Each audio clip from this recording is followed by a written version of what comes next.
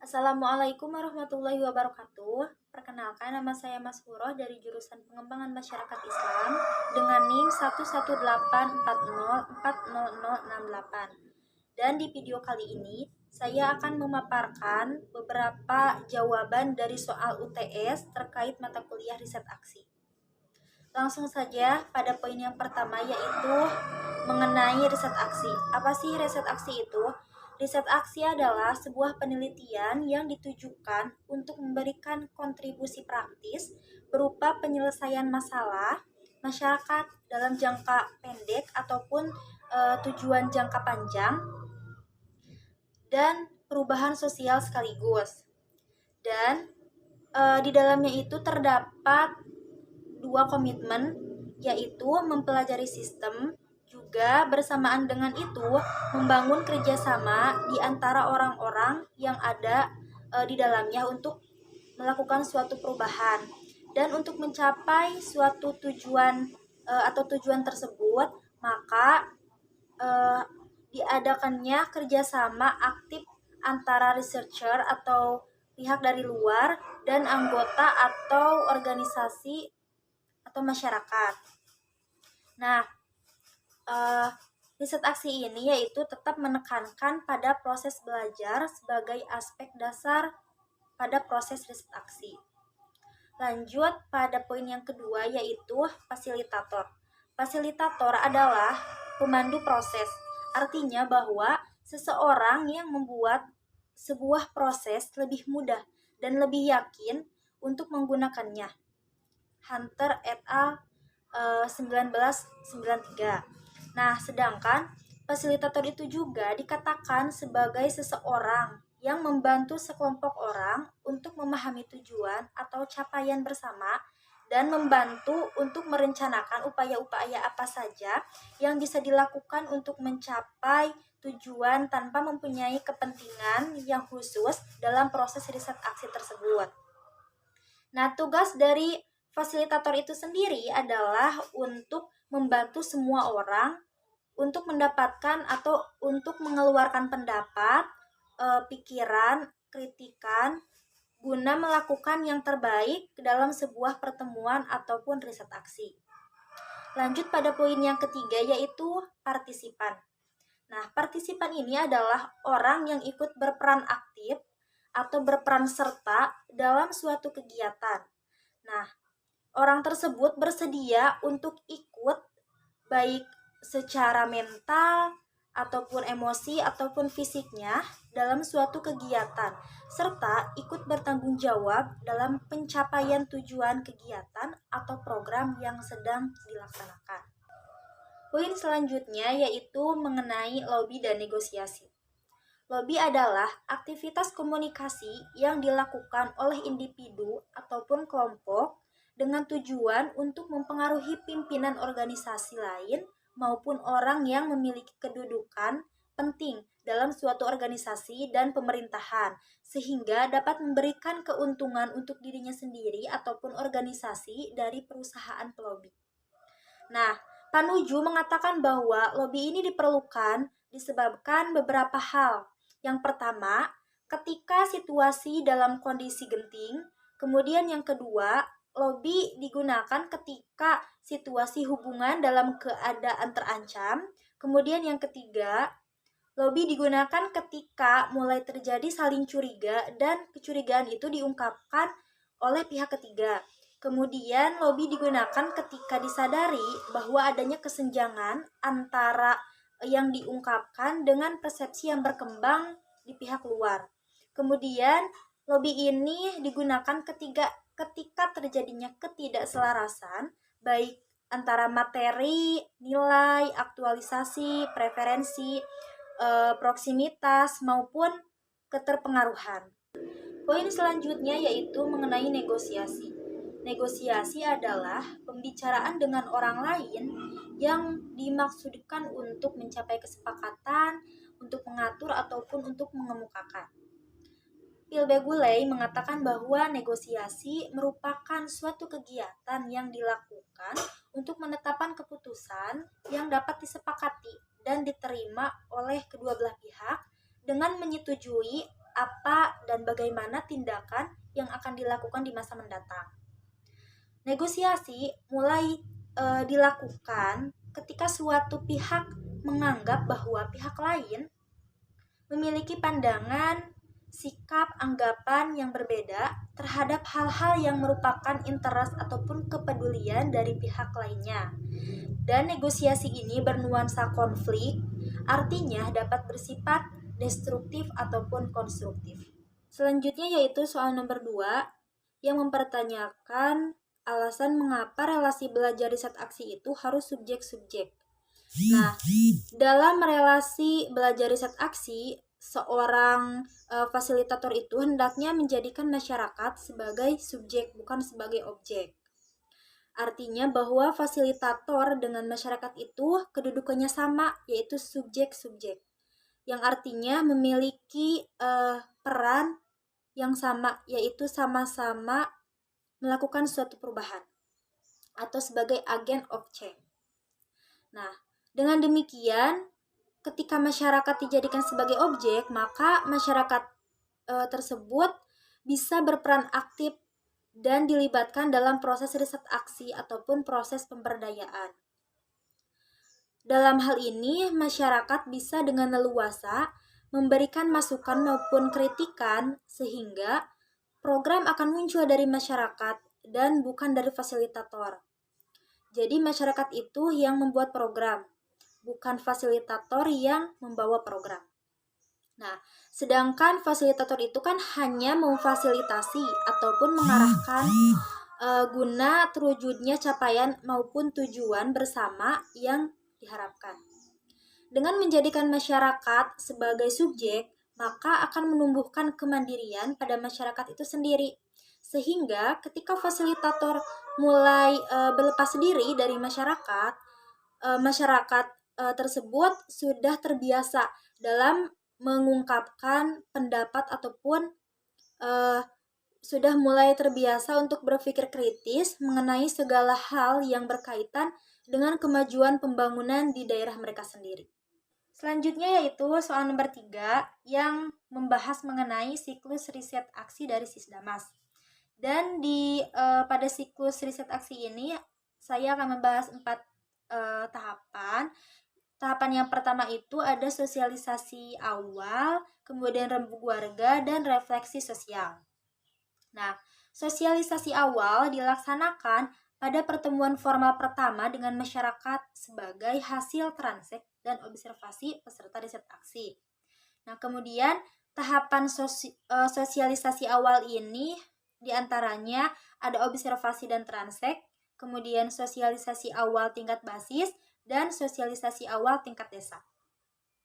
Kemudian peserta riset aksi harus mampu mengomunikasikan ataupun menjelaskan mengenai siklus Sisdamas ini kepada masyarakat, baik itu tokoh masyarakat ataupun tokoh agama, tokoh wanita, kemudian tokoh pemuda, tokoh pemerintah, dan lain sebagainya. Secara personal pada saat transek dan observasi. Kemudian ada rembuk warga. Rembuk warga ini merupakan proses upaya mendorong masyarakat agar melaksanakan penyepakatan bersama untuk melaksanakan program pemberdayaan masyarakat bersama peserta riset aksi secara lisan dan tulisan.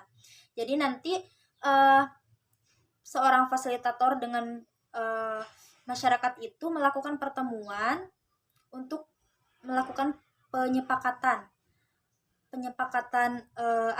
yaitu penyepakatan untuk melakukan atau melaksanakan pemberdayaan yang nantinya akan disepakati bersama antara fasilitator dengan masyarakat.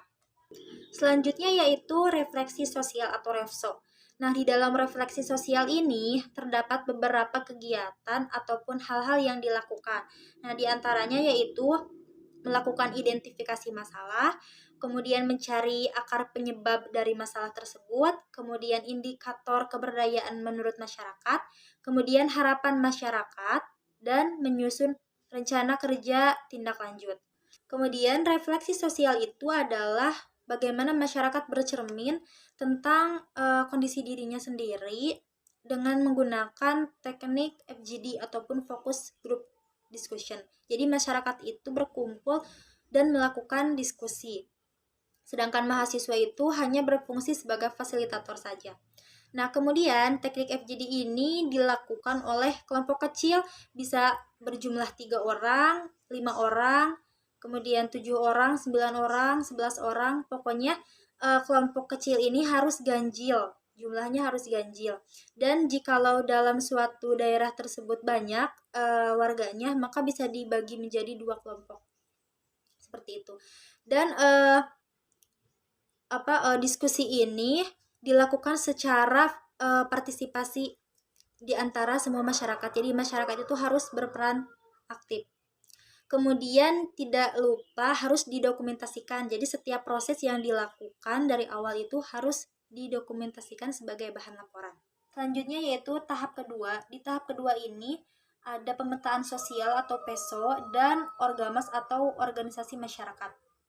Nah, poin pertama dulu yaitu pemetaan sosial. Pemetaan sosial ini merupakan sebuah proses penggambaran masyarakat yang sistematik serta melibatkan pengumpulan data dan informasi mengenai masyarakat yang termasuk di dalamnya profil dan masalah sosial yang ada pada masyarakat tersebut. Dan tahap ini dilakukan oleh masyarakat itu sendiri. Jadi, masyarakat itu dikumpulkan, kemudian seorang fasilitator misalnya memberikan kertas untuk kepada masyarakat untuk kemudian masyarakat melakukan penggambaran atau melakukan peta terkait masalah-masalah sosial di daerahnya sendiri.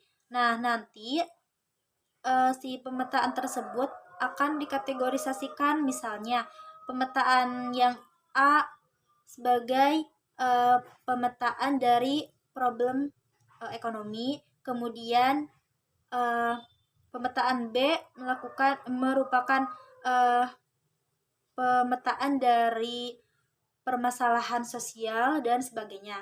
Selanjutnya yaitu ada pengorganisasian masyarakat. Nah, di dalam pengorganisasian masyarakat ini ada beberapa kegiatan yang dilakukan. Yang pertama yaitu memilih organisasi yang relevan, kemudian mengidentifikasi tokoh kunci, kemudian menggerakkan organisasi masyarakat, kemudian membangun komitmen pemberdayaan, dan menyusun rencana kerja tindak lanjut. Jadi organisasi masyarakat ini merupakan sebuah organisasi masyarakat warga yang dibangun dan bisa bersifat organik, berbentuk paguyuban ataupun perhimpunan, atau memanfaatkan organisasi yang sudah ada di masyarakat tersebut, seperti misalnya LPMD, kemudian MUI, Karang Taruna, DKM, dan sebagainya. Kemudian organisasi masyarakat yang sudah tadi dibentuk itu diharapkan mampu menjadi motor penggerak bagi perubahan masyarakat yang kemudian bisa membentuk kelompok-kelompok kerja atau bisa disebut sebagai pokja, baik itu di tingkat basis, RT, ataupun komunitas sebagai pelaksana kegiatan pemberdayaan masyarakat. Untuk selanjutnya yaitu masuk pada tahap yang ketiga. Nah, di tahap yang ketiga ini ada perencanaan partisipatif atau disebut CANTIP dan sinergi program atau SIPRO. Nah, di dalam perencanaan partisipatif atau CANTIP ini ada beberapa kegiatan yang dilakukan. Yang pertama adalah tabulasi dokumen hasil dari PESOS oleh Orgamas. Kemudian penyusunan dan rekapitulasi data dari hasil PESOS dan Orgamas. Kemudian yang ketiga ada penetapan skala prioritas dan rencana tahunan atau disebut renta. Dan yang selanjutnya adalah penetapan PJ kegiatan jangka pendek. Dan yang terakhir ada menyusun rencana kerja tindak lanjut. Nah, dalam perencanaan partisipatif atau CANTIP ini terdapat yang namanya Dorantip atau dokumen perencanaan partisipatif. Nah, Dorantip ini merupakan perencanaan partisipatif warga untuk mengembangkan program penanggulangan sosial, baik itu program penanggulangan sosial jangka pendek yang dilakukan selama 1 tahun maupun jangka menengah selama 3 tahun. Kemudian sinergi program atau SIPRO. Di dalam SIPRO ini ada beberapa kegiatan yang bisa dilakukan yang pertama adalah menetapkan kegiatan, kemudian memfasilitasi penyusunan proposal oleh Pokja, kemudian sinergi dengan Musrenbang atau Musyawarah Rencana Pembangunan, kemudian fasilitasi kerjasama dengan swasta dan pemerintah, dan yang terakhir menyusun rencana kerja tindak lanjut. Selanjutnya yaitu tahap yang keempat, dan di tahap yang keempat ini ada pelaksanaan program atau PEPRO dan monitoring dan evaluasi atau MONIF. Nah, pelaksanaan program dalam PEPRO ini ada beberapa kegiatan, diantaranya pembagian tugas, yaitu tim pelaksana dan tim pengawas. Kemudian ada sosialisasi kegiatan, kemudian pelaksanaan secara partisipatif, kemudian membentuk organisasi pemelihara dan menyusun rencana kerja tindak lanjut. Kemudian ada monitoring dan evaluasi atau disingkat MONEF. Nah, dalam MONIP ini ada beberapa kegiatan yang bisa dilakukan, yaitu meliputi rembuk warga untuk MONIP oleh organisasi warga, kemudian ada laporan tim pelaksana, kemudian ada laporan tim pengawas, kemudian menyusun rekomendasi, kemudian refleksi bersama, dan terakhir menyusun rencana kerja tindak lanjut. Untuk selanjutnya yaitu soal nomor 4, yang mana pada soal nomor 4 ini membahas mengenai analisis tentang film Nabi Yusuf dalam perspektif pemberdayaan, juga tahapan dakwah dalam pemberdayaan yang dilakukan oleh Nabi Yusuf. Nah, berdasarkan setelah saya menonton film Nabi Yusuf, saya menganalisis bahwa Al-Quran itu memberikan contoh perencanaan yang baik yang dilakukan atas dasar logika yang benar. Nah, sehingga dengan demikian bisa mencegah munculnya kelaparan dan mengancam kehancuran masyarakat Mesir. Nah, ini terjadi ketika perencanaan yang dilakukan oleh Nabi Yusuf ini, ketika Nabi Yusuf menjadi bendaharawan di kerajaan Mesir. Kala itu Nabi Yusuf menafsirkan mimpi yang dialami oleh Raja Mesir sebagaimana yang dijelaskan dalam firman Allah Subhanahu wa taala. Mimpi tersebut yaitu berbunyi, Raja berkata kepada orang-orang terkemuka dari kaumnya, sesungguhnya aku bermimpi melihat 7 ekor sapi betina yang gemuk-gemuk dimakan oleh 7 ekor sapi betina yang kurus-kurus, dan 7 bulir atau gandum yang hijau, dan 7 bulir lainnya yang kering. Ketika Nabi Yusuf telah memberikan penafsiran terhadap mimpi sang raja dan menambahkan perencanaan praktis yang meliputi semua kawasan dan masyarakat Mesir. Kemudian perencanaan yang dilakukan oleh Nabi Yusuf itu melibatkan semua penduduk dan berdasarkan pertimbangan waktu yang matang pula. Dan diikuti juga dengan pemberdayaan yang lengkap bagi potensi semua individu yang ada di masyarakat Mesir. Selain itu, Nabi Yusuf juga melakukan perencanaan yang mana rencana tersebut merupakan upaya peningkatan produk dan meminimalkan konsumsi. Karena krisis dan kondisi yang luar biasa yang dialami oleh masyarakat Mesir ini membutuhkan perilaku ataupun solusi yang luar biasa juga. Sebab pada kisah Nabi Yusuf ini, umatnya sedang berada dalam kondisi yang sangat berbahaya sehingga membutuhkan sebuah solusi dan seseorang yang mampu menjadi fasilitator untuk menjadikan masyarakat Mesir ini berdaya sehingga tidak terancam oleh krisis ataupun kelaparan. Dan fasilitator tersebut adalah Nabi Yusuf itu sendiri. Dan pada kisah Nabi Yusuf ini, saya menganalisis bahwa Nabi Yusuf ini telah meletakkan aspek sumber daya manusia pada perencanaan yang dilakukannya. Karena Nabi Yusuf tahu bahwa sebuah perencanaan tidak akan berhasil jika tidak dibarengi dengan adanya sumber daya manusia yang mampu menjalankan rencana tersebut. Dan masyarakat Mesirlah yang menjadi subjek sebagai perubah atau sebagai pelaku pemberdayaan yang dilakukan di Mesir. Sehingga saya bisa mengambil kesimpulan bahwa dengan diberikannya kekuatan, kemampuan oleh Allah Subhanahu wa taala kepada Nabi Yusuf, beliau telah mampu menggunakan kekuatan dan kemampuannya untuk memberdayakan masyarakat Mesir dengan melibatkan masyarakat itu sendiri, sehingga masyarakat Mesir tersebut terhindar dari krisis dan masyarakat pun menjadi berdaya. Mungkin video dari saya dicukupkan sekian. Mohon maaf apabila ada kekurangan. Wabillahi taufiq wal hidayah. Wassalamualaikum warahmatullahi wabarakatuh.